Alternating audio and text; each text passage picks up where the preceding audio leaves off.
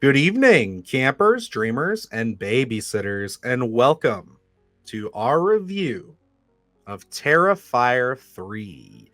Yes, folks, the time came just a little bit early for us. We were very good boys, and Santa delivered us a nice early Christmas gift to our inbox.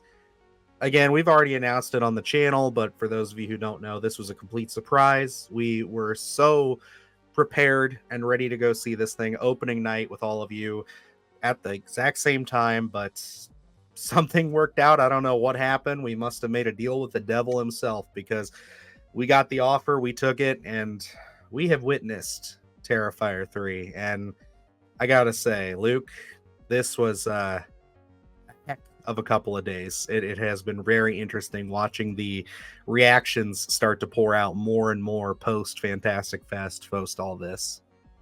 Very surreal feeling to be able to check this one out a couple days early than what we anticipated, and this all coming together so quick. And this being such an anticipated film since, honestly, Terrifier 2.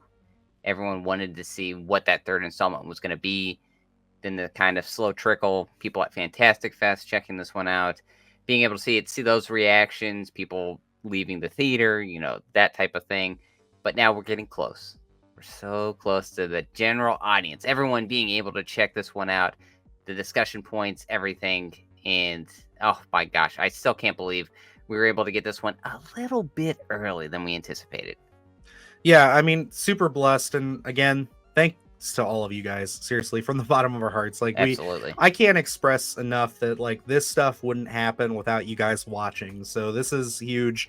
I think we owe you everything for this. So if you like this video, if you like the channel, hit that subscribe button, share this around, because it just helps us be able to do stuff like this and make content like this. But going forward, we'll lay out the ground rules here, the plan. This is a spoiler-free review, and we promise we are keeping this extremely spoiler-free. We want to make sure that this is just as blind of an experience for you guys as it was for us, and I think that's the only way you can really go into Terrifier 3 at this point. Like, just the trailers, I can say, have done a great job of not giving away anything.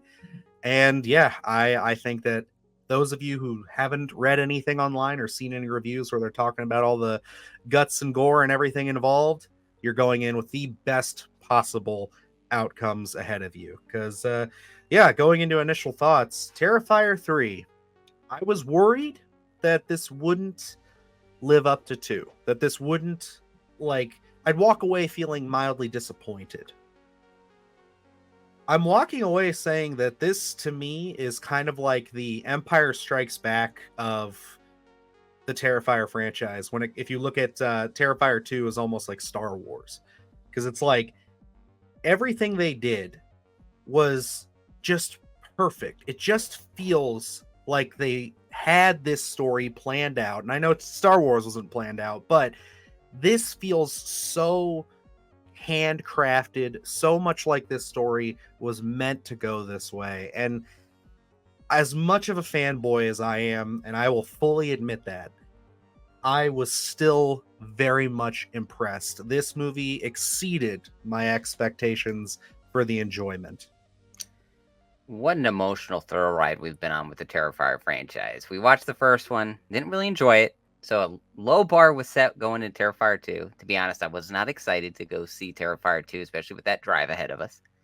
We walk out of Terrifier 2, and I would say the bar could be set as high as it could with that type of film.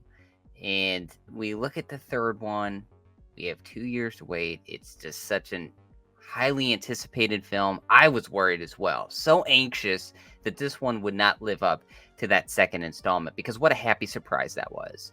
But I am abundantly happy to report to anyone watching this review before they go see Terrifier 3, it does certainly live up to that second installment. The way that this story plays out, like Dylan is saying, it feels so handcrafted. You can easily tell that first film, just like Damien Leone said, is kind of a kill reel, proof of concept. This is what I want to do with Art the Clown. That second one, we kind of get the teeth to it. We put that connective tissue. We put the wheels in motion. And Terrifier 3 puts some gas in the tank and we start moving, So this one is absolutely the beats that they take, the character arcs that they take, and of course the gore. It all feels so natural, so authentic. It's on such a clear trajectory for where we're going to go next. Yeah, and I think that in the spirit of staying extremely spoiler free, we'll kind of gloss over a lot of things here. But I will say we do have a spoiler review planned. It'll probably be a large panel of guests. We've been talking to a lot of our horror friends. We're still working out the logistics there, but we're going to make it happen. So stay tuned for that on Sunday. But just because I want to get our thoughts out and let you guys know that, yes, this is definitely living up to the hype as a Terrifier fan. But not only that, I would say as just a fan of slasher films, as a fan of horror films, it's like it's so rare to have a movie like this that just feels like Luke said that we put some gas to the pedal, man. Like we are actually moving forward with something. Nothing feels wasted in Terrifier 3. Like there isn't really a moment in this movie where I'm thinking, oh, they're just padding for time, or nothing feels inconsequential. And it's one of those things where every time there was a moment that I thought, okay, maybe they're, kind of lingering here a little too long, or they're just kind of not really getting the point, it comes back around and it just becomes this overall very satisfying experience. And again, I it blows my mind that this is the guy who made Terrifier, that he's such a natural storyteller, such a gifted screenwriter when it comes to this character and these protagonists. I mean, these characters like Lauren Lavera's Sienna is just magical in both 2 and in this. I love her character so much. I'm so eager to see what happens to her in this film, and it lives up. Looking at it, of course, going into Terrifier, everyone has love for Art the Clown.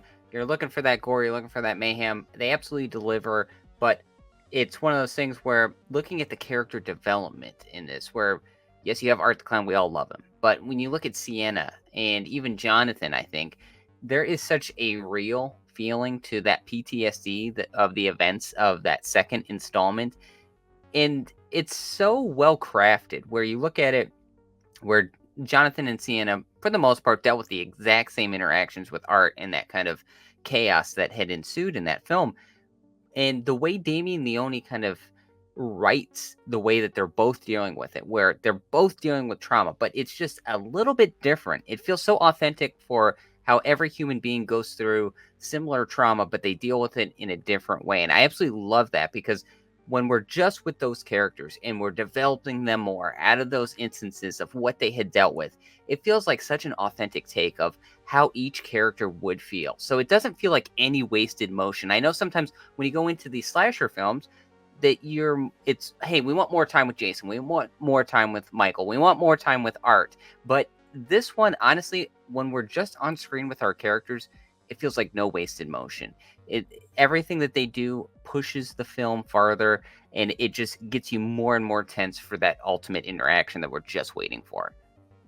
I agree. And, I think that as far as this new cast goes, because again, I think the legacy cast, everybody from David down to Lauren and Jonathan, they all absolutely, land here. I think that they do bring, again, a great evolution to their characters, like Luke said, with the trauma and dealing with that. It's not handled in the way like some of these, like, other films have done. A lot of people harp on the Halloween installments recently for how they handle PTSD. I really love the angle they take here and how they approach it. But this new cast that they bring in, I gotta say, like, the standout for me, without getting too into specifics, I want to really say that Jason Patrick has some very heartwarming moments, especially because you care so much for the characters they're interacting with.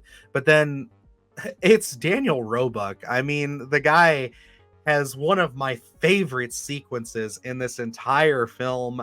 You guys will know the second it starts happening, I'm so eager to be in a theater when that scene starts, because my gosh, it is so good. It is so wonderful.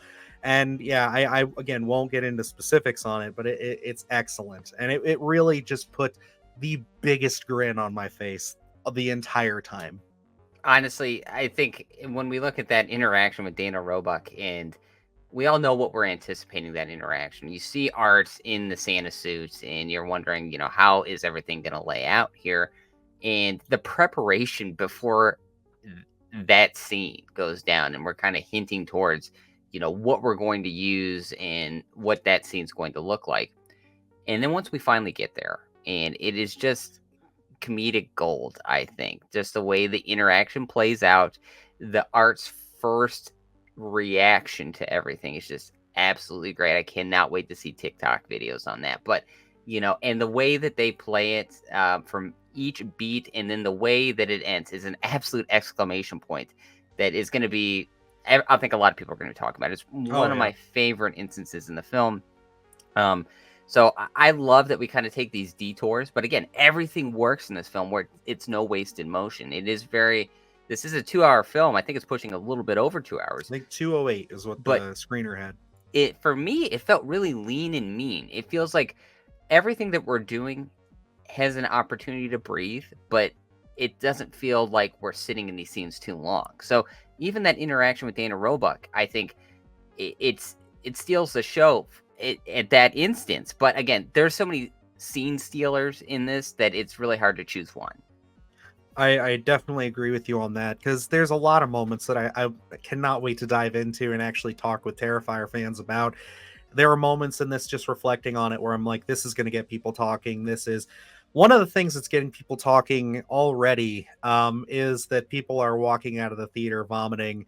I know that was going to happen. We knew it was. We've kind of criticized how it was so natural feeling with Terrifier 2, but now it just seems like it is the gimmick with every big slasher. But I think it's warranted in this. There's definitely, when you're talking about these kills, I'm debating on whether to say this or not, because I don't want to like downplay expectations. I think that the one thing that you should expect in this is that, yes, do the kills get as shocking as the ones in 2? I think that the one everybody thinks about will always be the holy grail kill in this franchise. I mean, we still have one more movie to go, supposedly. But like, for me, I don't think anything ever reached that height of the bedroom scene. But I will tell you, the creativity in Terrifier 3 with these kills and what they're setting up, what they do, is off the chain in the most morbid, disgusting, and sick way. Oh my lord, there are some fucking kills in this movie, man, that just... I'm thinking of one towards the third act of this film.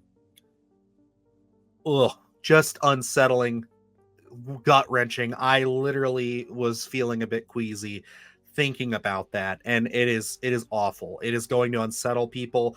A lot of people say that the opening of this is making them very sick and uncomfortable and crazy. There is some subject matter in there that's tough, but I will tell you, nothing made me as like physically, oh my god, as what happens in the third act. Yes, I'll second that as well. I think, that talking point from the beginning of that opening scene, a lot of people have talked about it. I think that one, while it does deliver what we get later on, I think definitely steals the show in terms of the entire film itself. So looking at it, I don't think that's a bad thing. Where, we're starting off, it is certainly gory, it does deliver, but I think as Terrifier fans get into it, they're like, okay, we're getting what we came for, certainly. And as you're talking about that third act, yes, I'll say as well, I don't think anything lives up to the bedroom scene in Terrifier 2. I think if we're putting that one at a 10, no worries. Sometimes I feel like when I was watching this, it feels like they could be chasing that, that magic that they had in that bedroom scene, which is not a bad thing. I think it kind of pushed them to go a little bit further. So if we're saying that bedroom scene's a perfect 10 in terms of gore, kill, everything, I'll say there are a lot of 9.8s, 9.7s Right? Yeah, in this it's thing. like So there's some fucking crazy it's ones. like you're certainly gonna get what you came for when you see Terrifier on the marquee and you're sitting down in that seat, because the one that Dylan's talking about also got me. It was one of those ones where you want to tap out, where you want to pause it, where you want to like, okay, hold on a second, but then you kind of grit your teeth. And you're like, let's get through it and see what we're gonna go with, because it's one of those scenes where, wait, there's more, that type of thing where it just keeps adding and adding and adding. And my gosh, especially as we're getting closer toward the ending of the actual film itself, what a concept, I don't know what you want to call it, but just being able to add in every little thing that they do in that scene is just absolutely wild. And I'm telling you, I think that the third act of this movie, people aren't going to expect it. And that was my favorite part. Like, reflecting on it even more the last few days, like, I love the third act of this movie because it's not what anybody's expecting. You know what I mean? It's like there's a reason I said what I said at the beginning, and I won't go any deeper, but like, it is something where it's like, you don't expect that to happen, but it feels natural. Again, it comes back to that talent and that storytelling, and just being able to have the balls to just leave a film on a note like where it leaves it. And I think that it's excellent. I think that it's very powerful, it's exciting, and it just makes you sit back and say, I can't believe this is over. Where is part 4? Where is it, man? Because like, you just want to see what happens next. And I gotta say, that is the highest marks you can give a horror sequel, or any sequel. I mean, it's just, I need to see what happens next. I have been telling friends and family who know that we've seen this, that it's going to be, opening night is going to be like Avengers Endgame in the theater with horror fans. Like, people are going to lose their minds. And I'm so beyond excited for that. And I truly think, like, it goes without saying, for me, Terrifier 3 lived up to all of my expectations and exceeded it. I can't tell you if it's better than 2 at this point. Like, Luke and I have kind of tossed that question back and forth a little bit. We've agreed we need to watch it more, but it's damn close. If not, it's like they work together so well. I would say they bleed into each other so beautifully. It's a must see. The Terrifier 3 absolutely lives up to everything I wanted it to be and more. Yes. This one, when you look at a film coming from those roots of Terrifier, where there wasn't that much of a narrative, you get into 2, they start building, you get into 3, and that's such a big question mark of, are they going to really push that narrative? Are they going to give in compelling story arcs? Are they going to continue with the characters that they've been able to build in that second installment and really make that feel authentic? And I'll tell you, from my money, Terrifier 3 knocked it out of the park. As Dylan said, we do have to watch this one probably a handful more of times. We've been able to sit with Terrifier 2 and rewatch that one at our leisure. And this one, we're doing this review on one watch. But I gotta say, Terrifier 3 steps in the ring with Terrifier 2. It puts on its gloves, and I will say this one packs a punch and has knockout power. So looking at this film, I gotta say, I'm a holiday horror fan. I'm an Art the Clown fan. I'm a gore hound. This one checks every possible box. This one's a legitimate contender for me.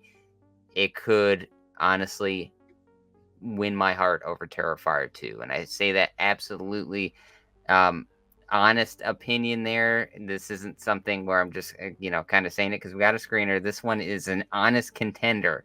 I got to say, this one delivers its gore, delivers its story, and ends on such an interesting note that I can't wait to see where this franchise goes. I just know I want to see more Art the Clown. So I'm going to second that. This is a must-see. This is something, whether you're a Terrifier fan or not, it's such an intriguing concept. You have to just love Damien Leone's creative genius when it comes to this DIY punk rock attitude that we come from Terrifier. We're going to the theater. We're going to see Terrifier 3. And the way they decide to tell this story, the cinematography in this thing, it looks gorgeous. I mean, I cannot wait to see this on the big screen. Yes, that I'm is so my excited. only regret from watching the screener first, was that we didn't get to see this on a big screen, because I tell you, I don't think Art the Clown has ever looked better. I don't think he's ever been shot better. There are so many scenes I cannot wait to watch on the big screen. And there's such a great expansion to Art the Clown's lore in this as well, kind of just figuring things out and how they're all going to play and things we haven't seen before. I am absolutely excited about this franchise. I was already going into it. I didn't think I could get more excited. Terrifier 3 has done that for me. Just like I said, absolute must see. And that's what I have steered away from it, and I won't go any deeper into it, but you bring up the lore, and that is something that I need to discuss in the spoilers, because there's, again, all I'll say, third act, it sets up a concept that for me, you're so caught up in everything. I wouldn't be surprised if, like me, people kind of missed it until you think about it, until you really start to piece what you saw together, because everything is so, oh my god, that it's like, I can't say anymore. And I will say, to those of you who may be just finding our channel, to those of you who are, thinking, man, these guys are so fanboys, they're giving it. Yes, I will say I am a fanboy through and through. I'll admit it. I fucking bend over for so many franchises and movies. I am an easy person to please with that. But Luke is definitely, the entire time that I have known him my whole life here, that when he says something like this, you should take it and run with it, because he is not somebody who he will love stuff, but he'll never to give that glowing of a review.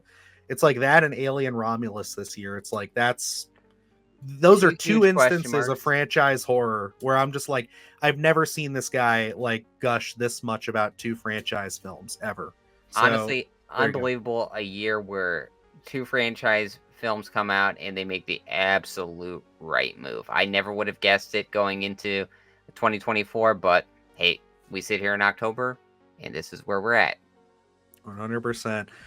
Alrighty, guys, that's where we're going to leave off on our Terrifier 3. Otherwise, we're going to have to start talking about more stuff, and I don't want to do that. I don't want to be an asshole. I don't want to spoil anything, because just know, if you're a Terrifier fan, get excited. You're going to love it. If you're a horror fan, go out, support this, celebrate it.